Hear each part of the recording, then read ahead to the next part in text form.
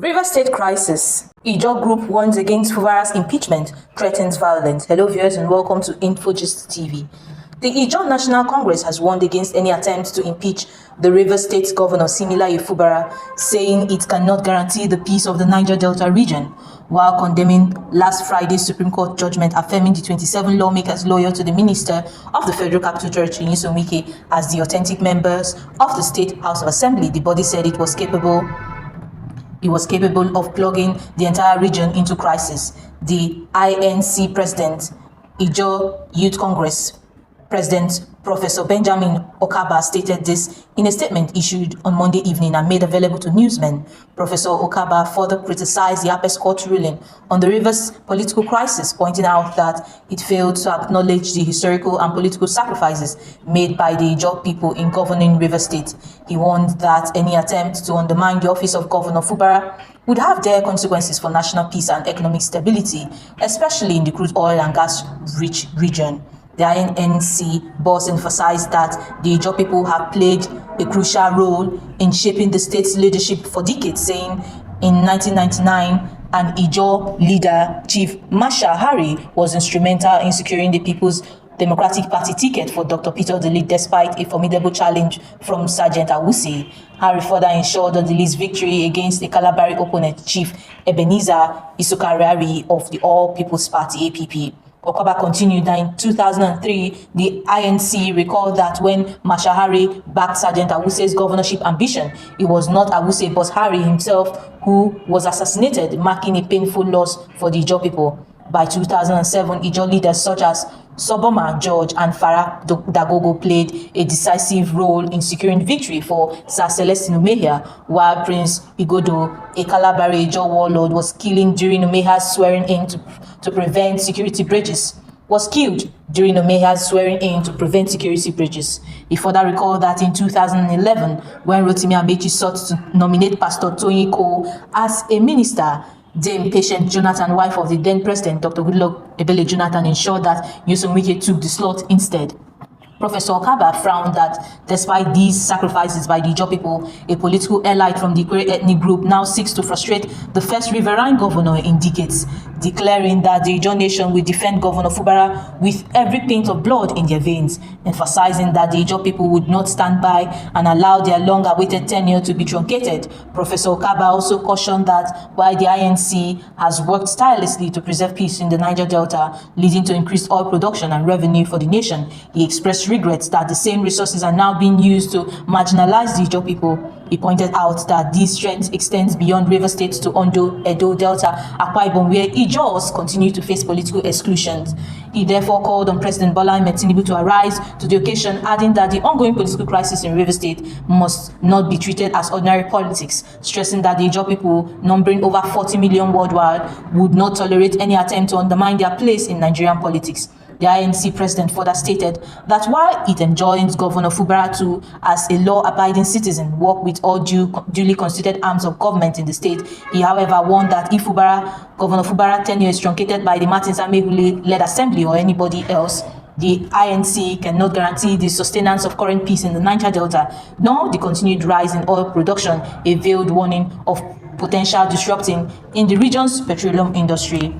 This publication is coming as a result of the resolution reached by the River State House of Assembly pursuant to the judgment of the Supreme Court of Nigeria delivered on Friday, the 28th day of February 2025. At least at the last 130th legislative day of the second section of the 10th River State House of Assembly, which held on Monday, the 3rd day of March 2025, the House, amongst other matters, delivered and deliberated on judgments of the Supreme Court in suit numbers SC-CV 1174-2024 and SC-CV 1105-2024, delivered on the 28th day of February 2025, and resolved as follows. 1. That pursuant to the order of the Supreme Court in suit number SC-CV 117-2024, for the stoppage of statutory federal allocations of the River State government and halting of spending from the consolidated revenue funds of River State pending the passage of an appropriation bill, you are requested to present the 2025 appropriation bill to the House in line with the provisions of 1999 Constitution as amended. This resolution is directed to His Excellency Sir Similaye Fubara, Executive Governor of River State. And 2, that the House expects you, the governor of Rivers State, to present the 2025 appropriation bill within 48 hours. 3. That since the Supreme Court in the judgment delivered in suit number SCCV 1105-2024 nullified the purported Rivers State local government elections of 5th October 2024 for non-compliance with the Electoral Act, among other reasons, the House would soon commence the process of amending the Rivers State Local Government Law number 5 of 2018 and the Rivers State Independent Electoral Commission Law number 2 of 2018 so that they can be in tandem with the Electoral Act and pave the way for the commencement of plans for fresh local government elections in the state. 4. That your attention, which is the Governor of Rivers State's attention, should be drawn to the provisions of the 1999 Constitution as amended, the Rivers State Local Government Amendment Law 2023, as well as the judgment of the Supreme Court in suit number SCCV 343-2024 that prohibits the administration of local government by heads of local government areas or any other persons other than democratically elected officials, that the House would proceed on a 12-week recess as from Friday, 7th March 2025, but standing committees would be expected to continue statutory functions. Please be informed that our resolutions are geared towards a quick fix to the current financial quagmire occasioned by the absence of an appropriation law for the Rivers people. We do not want the Rivers people to suffer. Meanwhile, the Rivers State Governor, Simla Fubara, has said that he is not scared of the outcome of the political crisis in the states. The governor's declaration came even as Martin Samebule-led State House of Assembly, smarting from last weekend's Supreme Court judgment, gave him 48 hours to present the 2025 budget to the lawmakers. Fubara, who spoke during the inauguration of the residential quarters for government house staff in Port Harcourt, said the worst thing that can happen to him is to leave the position of the governor. He said anytime his administration wanted to achieve stability, an obstacle always arose to bring the state to ground zero. While commending the people for supporting his administration amid the political crisis in the state, the governor said, no matter how we have been fooled in this state, it has got to the point where the people of the state have decided to take their destinies in their hands. Inasmuch as I do not subscribe to violence, when the time comes for us to make a decision, I will lead the cause for that decision. I'm not scared of anything. The worst that can happen is for me to leave office. Am I leaving the earth? Will it stop me from existing? I'm not bothered about that. The right thing must be done and said when the opportunity is given to us.